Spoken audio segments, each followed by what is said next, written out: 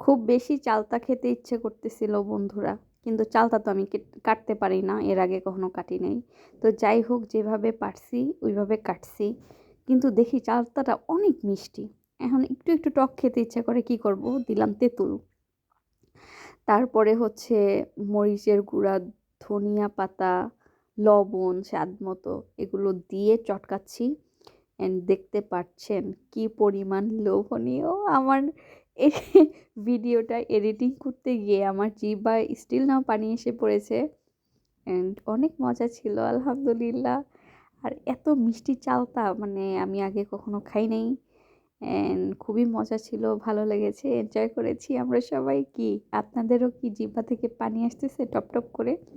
যদি এসে থাকে তাহলে আমাকে জানায়েন। আজকে আর না, এ পর্যন্তই।